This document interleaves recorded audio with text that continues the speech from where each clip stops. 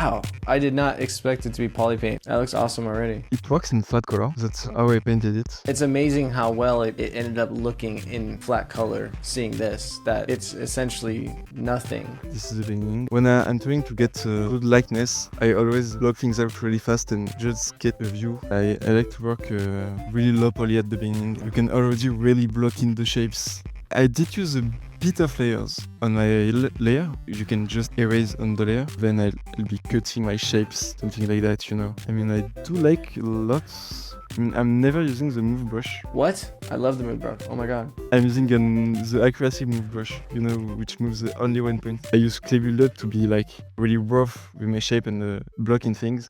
But when I want to smoother surface, I use clean buildup.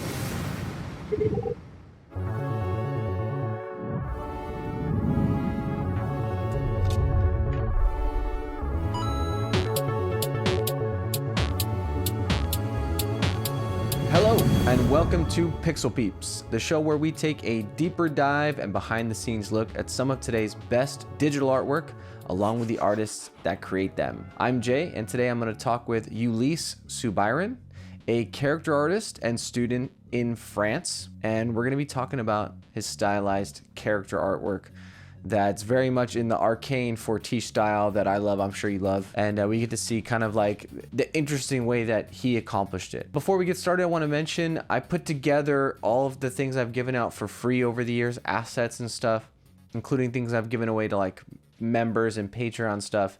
And I've added new things from my products and my class into kind of a grab bag that I'm calling a character art starter pack. There's a link down in the description. So it's kind of just a free grab bag of stuff if you're a character artist, new or experienced, and you just want some free stuff that you might be able to use in your projects. Check it out down below. And yeah, so without further ado, enjoy this conversation with Ulysse. Let's take a closer look at this art that you made, this hand-painted 3D portraits. I reached out because I love this. I mean, right now I'm looking more into stylized stuff, and I love Pavel. Yeah, it's really good. Yeah, I save a lot of his concepts. I've been wanting to do a project like just similar to this vibe, and when I saw it, I kept coming back to this. I think it's great. It has some of that Arcane. A lot of inspiration. Yeah, that 3D, like, that doesn't exactly look like 2D, but you know what I mean? Like, yeah, 2D like come to life. 3D illustration. Yeah, I don't know. I just found it captivating, so I reached out, and yeah, excited to take like a deeper dive here. Thanks for coming on. How did you start this project? What was the intention when you started? Why did you pick this one? This was a school project actually. Why I did this one, we had like three concepts, and this is the one I preferred. But there's not like much thought into it. Like I had 10 minutes to make my choice, and I liked Pavel stuff, and was like, let's go for it. But great. What was the class? 3 class at my school outside. The goal of the class was to make a bust in ZBrush. Okay, so the assignment was to make a bust in ZBrush. The goal wasn't to unpaint it at the beginning, but went down that road later. I kind of want to try it. Never really tried to do a full end paint like this. Some other just basics, like how long did it take the project from start to finish? 4 days a week and 6.5 hours work each day, around 50 hours, but not like it was a 50 hour of 100% of my focus. You know how class feels, I guess. Yeah. Sometimes I'm really just chilling and and waiting around a bit, but I'd say around 30-40 hours. And you textured it in class time too? Yeah, I used like 1 week to do the sculpting and 1 week to do the texturing. What software did you use? You said ZBrush and just this is a completely poly paint. Oh, I didn't know that. Oh, cool, dude. And the Marmoset for the render, but only 2 softwares. Wow, I swore this was. I did not expect it to be poly paint. You had to divide the shit out of this. Yeah, I had to, and then I had to decimate the shit out of this to get it into Marmoset. Yeah. Decimating it and retaining poly count, it can kind of even give like a texture, you know what I mean, to the, because it kind of gives it a little bit characteristic sometimes that you might like. I'm still decimating to like 2 million, I think, polys, so it's fine. People might not understand the difference immedially, but by using poly paint, it's like poly paint's very rudimentary. So you don't have layers, and you're sampling, and it's like paint, it's like MS Paint or something. You have the ZBrush layers. I use them like for the tattoos. They're a pain to use in my opinion. I will not do it again, I think. How would you try to erase some of the tattoos? Would it be morph targets, or how would you erase poly paint on a layer? You can just erase on the layer while you just how do you do it? It's just alt click. I think it's just alt click with a paintbrush. As simple as that. This is my first file, a bit of a rough start. I'm trying to get good likeness. The texturing, I went off the rail speaking about likeness, but on the sculpting parts, I was trying to reach like a 90-95% likeness and of the concept. I always block things out really fast and just get a view and save that view. Can do that through the ZBrush. The concept, and you're kind of like flipping back and forth, trying to get as accurate. Doesn't work from a profile face right now, but I'm just making it work like the concept, and then this is a 3D sculpt, so I'm going to turn around and make it work like a sculpture. And so it looks like you have multiple different meshes to make it easier to move around, to scale, and then you can melt it together later with Dynamesh, but you're keeping it low poly, which is good. I like to work really low poly at the beginning. This is not the first step, but when working I like to, I'd say 40 minutes to 1 hour at even lower than this. Really low topology, and you can already really block in the shapes. I can get basically everything just on a very low poly count. That's how I like to start sculpting. That's the best way to do it. Definitely. Yeah, and I think people, it's maybe counterintuitive, but yeah, that's good. After Dynamesh, are you going to eventually turn it, using ZRemesher to make it more of a base mesh? Like at this step, I'm just dynameshing over and over again to get better sculpt. Be ZRemeshing it soon after to get a clean topo, and you need a clean topo to sculpt. Going to make a big jump in terms of sculpt right now. Unfortunately, I don't have any between steps saved. Are you staying in ZBrush? It sounds like the whole project was just all in ZBrush. Yeah, only in ZBrush. I made this little thing in Maya because I was having trouble making it in ZBrush. The face sculpt is almost done. I mean, I still refined it. Like you can see, this is number 20, and my final is around 50. So I'm still going to make a lot of iteration. But those iterations get smaller and smaller. Yeah, of course. Let's zoom in for the eyebrows and lashes right now. How are you doing? Yeah. Is it separate meshes? And that's the plan, is keep it separate?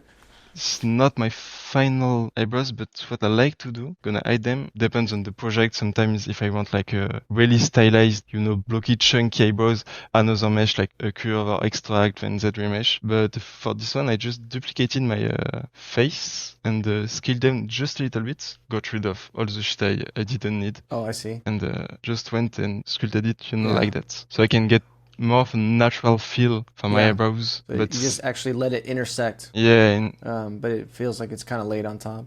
And it feels a bit more like the eyebrows are on the character. Mm-hmm. Yeah, I like that too. Things like that. It's a good way, in my opinion, to block out eyebrows. And you can turn that into the final mesh. I mean, you could keep it like that, but do you project that, or do you just cut it off, or do you use it as a guide? Keep it as a second mesh. I just clean a bit more, just with knife tools. To delete the other stuff you don't need. Oh, not knife lasso. Yeah, indeed.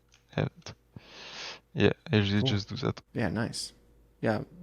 So this is cool to see. When I speak to artists that do stylized, it's just surprising how much time and effort spent into the high poly, because it could be just painted on the low poly. I wasn't supposed to unpaint it at the beginning way of sculpting. I didn't know. I was going to so you still don't know at this point. So no, I didn't know. I was starting to poly paint my thing. We were supposed to put some colors on the nose and the ears and lip makeup. I was starting to poly paint it a bit too much. My teacher was like, if you want to go that way, just go that way. Don't do half-assed unpaint. He was like, if you're gonna do it, go all the way. Just do it.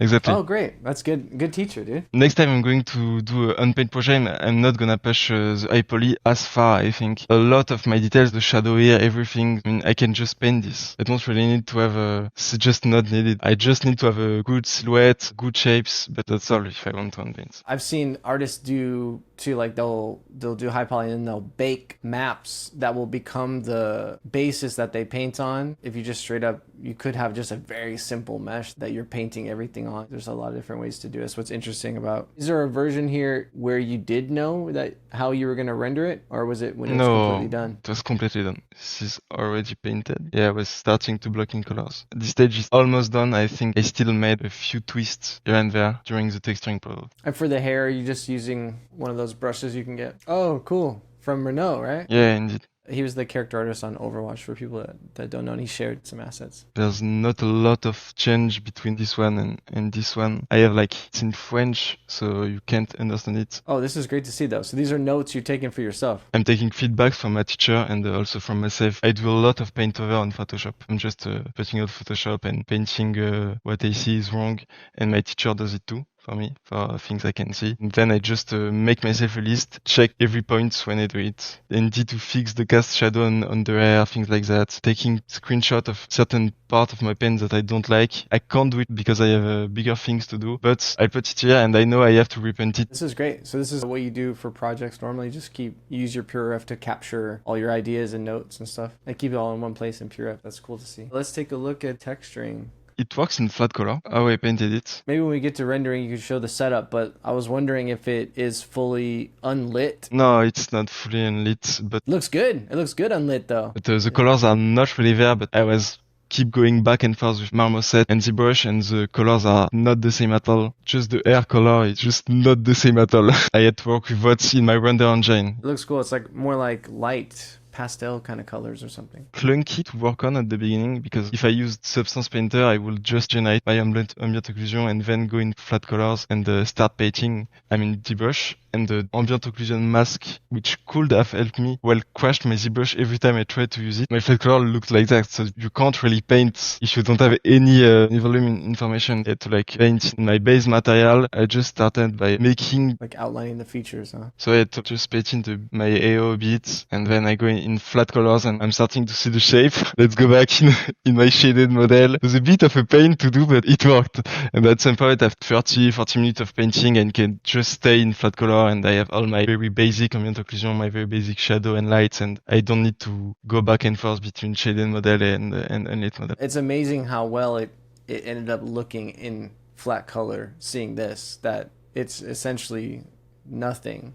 And obviously the hybrid that you ended up with is cool too, but yeah, I'm just saying, like, this is an awesome look in and of itself, and to know that it's literally nothing, it's pretty wild. I'm a bit surprised with myself, to be honest. And in terms of, maybe I should be talking about that, I just painted everything with this base ZBrush square brush, just this one. I was just playing around with my focal shifts when I wanted a sharper edge or a softer edge. Everything is done with just this. Is it following the direction of your stroke? Yeah, it does. That's how it works. Yeah, okay. Cool. Is there like any smoothing or smudging or anything like that? No, I don't think so. No. When you said poly paint, I just feel like that it probably in a way added to the look, if you know what I mean. And that's what I like about it, I guess, is how impressionistic. You could just see all the brush strokes. I didn't have a lot of cool brushes like I have in Photoshop. I just had square brush that leaves a lot of marks when you paint with it. You could fix the I can. The gaps. If you go to stroke, it's the steps, right? Or something like that. Yeah, it's the lacy mouse. If you make the step 0, it should be really smooth, right? That's what's interesting, is you were very limited, but I think it helped produce this particular look. Tell me, a lot of rough brush that I'm using. Why limit yourself to that square brush? It seems like you're intentionally limiting yourself in a lot of ways, but with the square brush, you could have just got a big soft brush to do some ambient light or something if you wanted to. I don't really think I'm very good at painting. A lot of time when I'm using the soft brush as an amateur, often, that's my opinion. What happens when I use the soft brush looks a lot like a very soft model, not sharp at all, very flat, and you're losing all the volumes because of it. So I prefer to just keep using a square brush, because if I paint long enough, I can have some soft edges. I think I just prefer a hard brush. Just works better for my workflow. I think that's it. If you wouldn't mind showing the layers you had in this scene and what they do, that could be interesting. One was for the tattoos. If I wanted to do some retakes on the tattoos, every time I need to repaint all the shadow around them, it would have been a pain. My eyebrows here, I still need to get a bit more substance. So I got on the left for exact same reason as the tattoos. It's way easier when I paint. I cut into the, for this I just do in so layers. This is I'm doing that, and then I'll be cutting my shapes, something like that, But as my eyebrows was in the middle of a lot of color variation, it would have been a really terrible experience. Try to color pick every time to get nothing, so it's way easier to just have it as a layer and erase it instead of picking the color next to it. Yeah, and that's what you were saying, that if it's on a layer, you can just hold Alt or Control or something. Alt and erase it. And my last layer is just...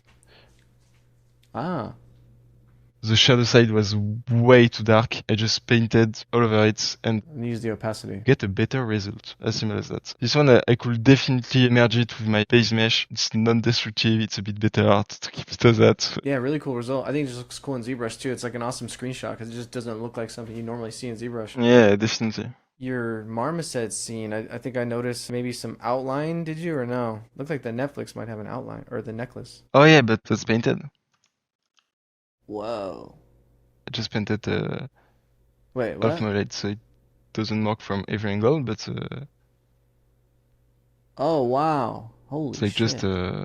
just a Whoa, painted little dude. thing. I thought maybe you did the outline thing, the duplicate. Yeah, duplicate the flip normal.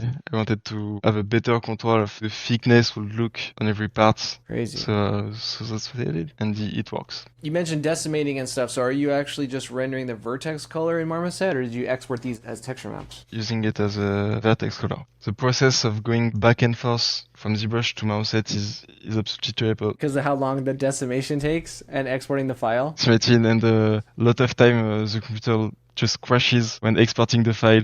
So I have to reopen ZBrush, re-export, pray that it works. When I want to end the fact that my ZBrush reports the colors way off compared to my Marmoset render. So when I want to make like a minor adjustment or add a new color to my texture, I need to do it. Just for my own curiosity, let's take a look at Marmoset real quick. Go to the render tab in there. I mean, this is one of crazy. This is one of the things our teacher told us to do. I mean, I don't have all the technical... ZBrush doesn't show you it in ACES. I assumed it does. Is sRGB in there for tone mapping or no? Instead of ACES, what are the other options there? Let me see. No. Okay. That's a bummer. The color transform difference in general, that's becoming more of a tricky step between apps. But it's fine when you're using a 3D cuts because you have a more fluid transition between the two softwares, but ZBrush is just not made for texturing. Yeah.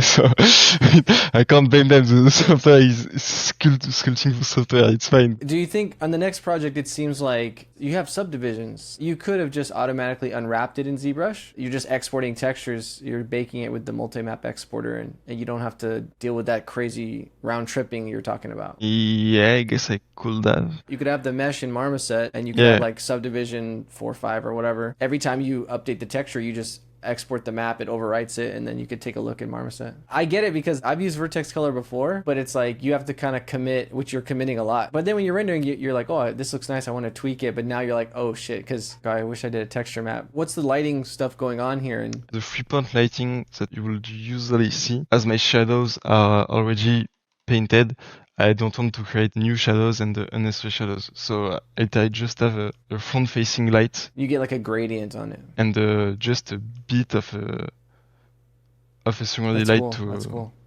to get the mood I want. I think I did with the material. It was one of my first time really using Marmoset, so it's a lot of trial and errors, and I didn't have really any idea of what I was doing. To get that lit but unlit look, in a way, just SSS works really well. Like, if I don't have it, it's like it gives this 3D model vibe. You can see that it's definitely a model with all the shadows. But with SSS, it works just like an unlit model, but it looks like it's unlit, but I'm still benefiting from a light. That is a cool look. I don't really know why and how it's doing that. I kept just looking at every option I could put on my material, and I settled on something that looked cool. I saw Arcane was on your board. This ended up having that kind of Arcane look in general. And they do a mostly unlit, little bit lit kind of style too. The highlight on another mesh. Cool. That's how you got it so clean. Do I have it somewhere? I saw they did it on the Arcane art session post, so it's like, I'll do it too. That's when you get a really clean shape from all angles. In retrospect, like looking back, what was the hardest part for you on the project? What was the hardest thing about it? Definitely painting the hairs. I think that's the part I'm the least happy with, actually. It looks great. It looks great. I mean, thank you. I feel like it's not at the same level of painting where my face is. I had a hard time getting a clean look and still keep a painterly vibe with the hairs. You can see it with my... Let's see here. I went through a lot with the hair. Let's take a look at some of the earlier ones here. So are these renders like from Marmoset? Yeah, this is from Marmoset. Every one of these that we're looking at, because you're using vertex color, you're having to re-export the hair mesh. Yeah, definitely. It's the painful part of trying to get the right hue on my hair, and because it's not the same color, I had to twist it just a little bit bit not like I wanted it. So exporting it, then getting it back, and I was screenshotting the adjust polypaint. Yeah, I was gonna ask how often you use this. I think I used it once for the wall face, like to pretty early on to just get a better skin hue, skin saturation. I was referencing a bit too much the concept early on, which is pretty desaturated, considering Marvel with stuff a bit more realistic in his style. As I was going for more of an arcane look, I needed to get a bit more saturation going. Okay. Then I used it a lot to try to get the right one on my hair. Then this, and finally I got the right one. Nice. Those values are just what you did, and then you're undoing it so that you can start again. Yeah, that's funny. I like that your PureF looks like the notes of a madman too. Yeah. I mean, obviously, being true to Pavel is good and everything. I just mean separately from everything. I think I might prefer the way it looks in ZBrush. It has more of like a real kind of anime hair color. You know what I mean? Kind of pink. I don't know. It's something cool about it. Yeah, it's definitely very pink compared to... I like both. Yeah, it's cool. It looks very otherworldly. The colors looks a bit washed out on ZBrush. That's the one part I don't really like. But yeah, definitely the pink looks good. Maybe I preferred the pink too, but wanted to get a they're both better good. Matching visual with the concept. What would you say surprised you most about working on the project? How the painting came out, to be honest. I'm spending a lot of time training my sculpting skills. I do often like a speed sculpt of bust of heads. I literally never paint. I need to get better at sculpting, and then I'll go on with texturing. So I wasn't expecting to have on texturing, and it's like I can actually paint. That's good. If you iterated on the process to enable quicker iteration, like if you just removed some of the downsides in general, I think it's a great way to present the head studies, head sculpts and stuff, so that you're practicing both. It's almost different than texturing too. It's really painting. Yeah, it really feels like painting. The way ZBrush interacts with all those other softwares, I do really love paint with polypaint. It feels just like painting. Painting in Substance, I hate it, for example. Yeah, why is that? There is something about it, and you can even use Photoshop brushes in Substance, and there's something about it. I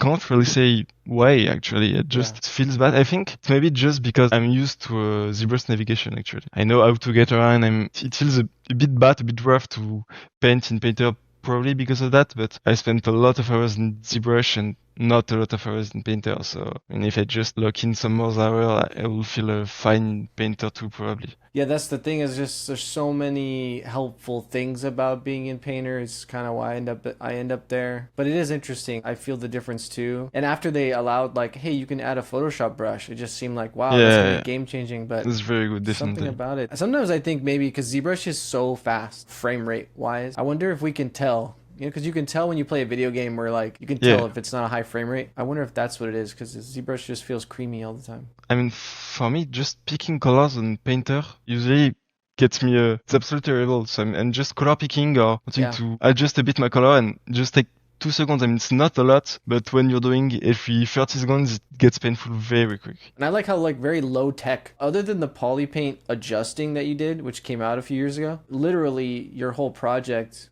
is using tech that's 15 years old. Yeah, just like sculpting and basic paint. Maybe even 20 years old, honestly, because ZBrush has been able to do it for a while, and then Marmoset, you're not doing anything crazy with Marmoset, so something like alluring about that nowadays is like not using state of the art for no reason, just like making it look cool. I'm going back to a bit of the sculpting process, because we were talking about painting brushes. I'm not using just the default brushes. I'm never using the move brush. Yeah, I really hate it. I love the move brush. Oh my god. I'm using the accuracy move brush, which means only one point. Oh, whoa. I feel like every time I use the move brush and try to move around a bit my character, it just gets, soft, muddy, and a bit like using a soft brush. I get the same feeling. So I'm always very accurate, which makes some pointy thing, and I can just get some sharp edge everywhere when I want. And I just love this brush. The Acu curve turned on, and you saved it. Yeah, I just called CMG so I can type BMG to get it on my shortcut. And the second one is the GeoSoft. I think that's just like my DEM standard. I never use DEM standard either. I just do everything you will do with DEM standard, but with the Geo. I feel like I have way better control over it. I just DEM standard feels way too rough. I don't know why. I have a bad feeling with DEM standard. That's very personal. Yeah, obviously I use those two a lot, but what's interesting is that you don't like the softness of the default move brush, so you make it more, let's say, sharp and contrasted. But the damn standard, you find too contrast. Good fundamentals. Again, these choices kind of affect the style in some way, right? Yeah, definitely. Kind of like more brutal with big forms. And this is a smaller form. It's a more delicate. Definitely. I mean, I actually do use a bit of them standard, but like at this stage, when I want to be brutal with my sculpt, especially when I want to, let's say I want the eye socket to be a bit more deep, like I could definitely use them standard and do that. I wouldn't use the Geosoft for that. Same thing also with my clay buildup. I use clay buildup to be like really rough with my shape and blocking things. But when I want to get a smoother surface, I use clean buildup, which is like exactly like clay buildup, but it doesn't have this smooth. It's clean. I mean, I like it. So I can just smooth my model, but without smoothing a lot with the smooth brush. I'm just smoothing it with my brush. I think I prefer this. I like that. I use the clay brush for the same purpose, but this leaves a little bit more. What you showed kind of leaves a little bit of brush strokes more, which is kind of nice. That's very nerdy. I love getting the specifics from what people use. Nothing special with smooth though, right? You use normal smooth and the two versions, I guess. Nothing fancy for once. What do you think you learned or gonna take with you after the project? Anything that sticks out? A bit of confidence. I never really finished a full project like that. Like I have a full folder of speed sculpts and unfinished projects, but I never really spent 2 full weeks getting something done. That makes me a bit more motivated to try to do more projects like that, not just at school, but I can do it on the side, on my free time. Something I wouldn't usually do, to be honest. You're a student, as you say. I think it's good to have a bunch of practice and not prioritize portfolios like at this time. But I do, and also another thing to keep in mind, you know, as you're like coming up, depends on what you want to do. Like, I don't know if necessarily you'd want like a whole portfolio of the same thing if that's not what you want to do, but just personally I would say a full character, you know, like this would be sick, dude. Definitely. That's what my teacher told me on this little commentary of the things that you should try to do full body character next. And you don't have to do that as your next project. Like, obviously do the smaller projects, but like when you want to do a big project, this took 2 weeks. I mean, a full character is going to take like 10 or 12 weeks probably, honestly. It's going to be a big project, but definitely gonna take a big part of my summer to try to do a full project, I think. And then what Fortiche has done and the impact their work Arcane has had is so big. The impact of Fortiche is huge. I really think they revitalized the stylized look in a new way that elevated it and made it cinematic. Yeah, they made it so much more painterly and with a lot of brush strokes. I mean, not just... And also just the fact that the look kind of itself sophisticated, but then the subject matter is like not childish. It's cool. People think it's serious and adult. Your next project, if you did the same kind of thing again, what kind of things would you do differently? I would not paint it in ZBrush, I think. What would you use? I would go on free cut based on Substance Painter at the beginning. The assignment was to polypaint it, so I had to polypaint it. Now you learned exactly why you don't want to do that. Actually, I didn't know about the UV tags that you told me like 10 minutes ago. I mean, I could try to do a quick project, not 2 weeks long. That's how I think of it is, if you want to do something like this, but the quick version of it, and you know you're sacrificing some control, from the Z plugin, just do an automatic unwrap. And then if you go also from Z plugin, the multi-map exporter, you can just export polypaint. Where is that? Right there. Multi-map export is in the middle. And then if you just click texture from polypaint, you can export it at like 8K if you want. Yeah, you can just drag that slider all the way to 8K and it'll export based on the UVs. So if you just automatically UV'd it and then you overwrite this file over and over it again, way faster. Then you don't move the mesh and you don't have to decimate. Can I do it with multiple subtools? Yeah, I don't know. I guess I can try. You're probably going to be iterating on one texture at a time anyway, because you're going to overwrite one texture. So the only way you can do multiple textures, if they were UDIMs, you'd have to do that in Maya and bring it in. You're just doing one texture at a time. You're going to export it and overwrite that one file. When I'm working on the hair, I'm not working on the face. So yeah. If you went to Maya, if you combine them, it would take more prep. You could do it with a UDIM, but you don't have to. It's not really necessary to get more steps in. All right, well, what about your next project? Do you have anything that you're kind of thinking about or looking forward to now? For now, I just keep making some speed sculpts and training myself. Also looking at art session and saving some concepts, thinking maybe I'm gonna make this one or this one. Yeah.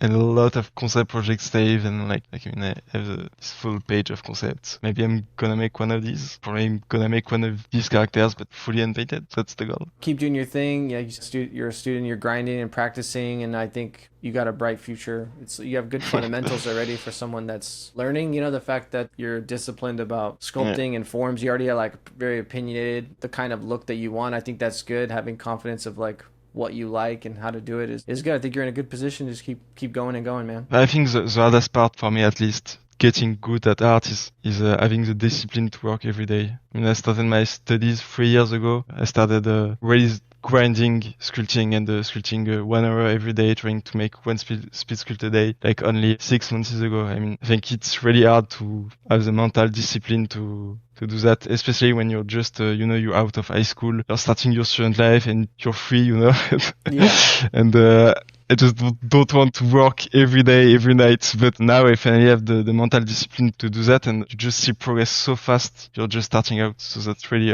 helping. That's great, man. That'd be great for anyone to hear that wants to get better at their art with sculpting or anything. If some beginners are watching some of my ZBrush sculpt from a year ago, very teachable, to be honest. How long have you been doing one a day almost, or like an average one a day? 6 months, I think.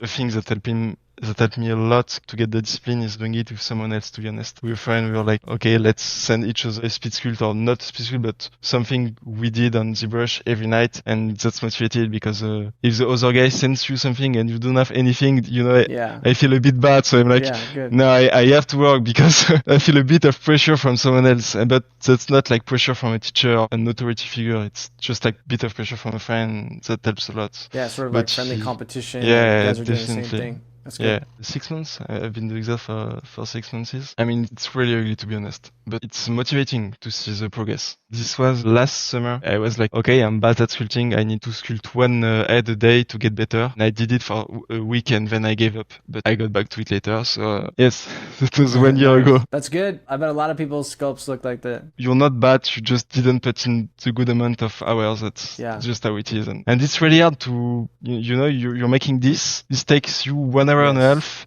and the next day you have to go back to it. I mean, that's fucking hard, to be honest. That's the hard part, I think. When you said about how hard it is hard, I guess, to like dedicate an hour when you could not do it. But to me, I think the main resistance that you feel, because I feel it now to some degree even, is just you're like not being able to do what you want, or looking bad and having to just fucking steep in that. It's like, oh God, what's happening? It was the process, but at some point it's just despair all over space. But yeah, even now I really stepped up since this, something from the end of summer, of the same summer of the last phase. I mean, it's definitely not very good, but better. I think we had last time, like there's still a clear difference. Like this is not human. We are starting to see a bit of human shape, so it feels good. So that's a good beginning, middle, and end, and not the end obviously, but just where you're at right now. So yeah, it's good progress. Definitely putting in the time is helping, and I think also that so it becomes addicting, right? You said you have a habit now, you get used to it, so you don't have that kind of resistance. A little bit of a routine. It's still hard every day, to be honest. I'm not gonna say it's easy to put in the hours every day, especially on top of school, huh? I didn't actually do it every day when I was doing this project. I was like, I'm sculpting at school, I'm really trying this project, I'm taking a break when I'm getting home. What really helped me is just set up a time for myself. Like every day I sculpt from 7 p.m. to 8 p.m. And if I'm in the mood, then I can keep going for more. Well, I'm going to do that, but I have to do 7 p.m., 8 p.m. every day. That helped me get into a routine. Before, when I was trying to do one thing a day and I gave up, I tried to start the routine a lot of time before it got to me. I wasn't using this sticking to 1 hour thing. It always ended up at 1 a.m. and like, fuck, I didn't do it. And that's how you stop doing it, because you forgot about it during the day. But if you have a timer in your head, like, I need to do this now, well, it's easier, I think. That's great. I'm sure it's motivational for people to hear. That's good, man. Keep going. And looking back at your progress already, it should be motivating to yourself. You see it's working, you just keep putting the time in. And anyone listening, obviously check out, I'll have the link down below for this artwork. You can take a look in higher quality and then follow along. I'll be following, looking forward to what you make. And yeah, dude, thank you for your time and sharing the process and everything. It's really cool to see. Yeah, thanks a lot. Thank you, and thank you to anyone watching. Catch you in the next one.